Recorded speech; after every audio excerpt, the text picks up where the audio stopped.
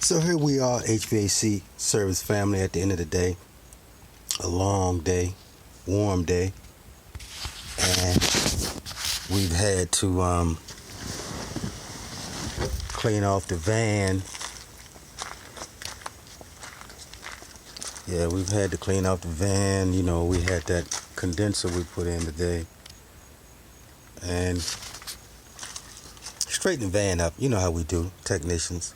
At the end of the day, put everything back in order. So, you know me, I'm an orderly type dude, so I need to be able to find my stuff, man, because, man, you know, it's not set in its normal place. It's just, wow, it's just horrible for me.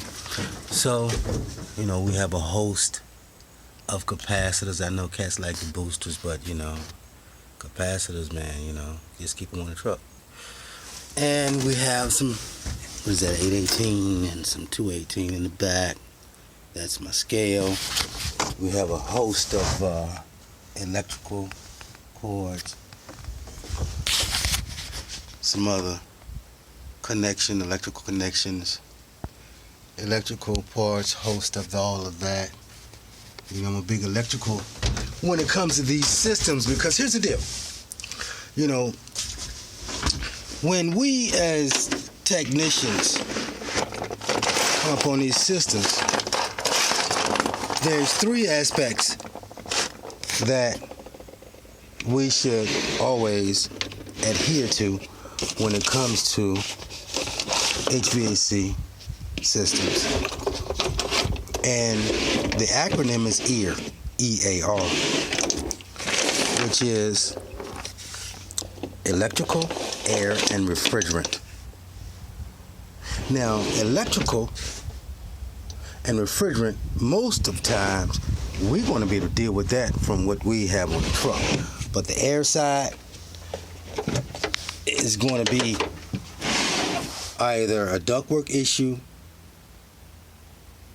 or equipment issue, which you need your ductwork clean or whatever. But the aspects of the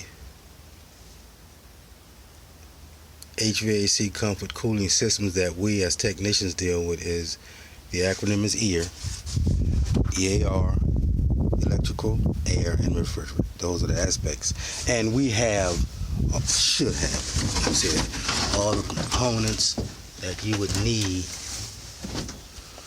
in your vehicle, your day's travel,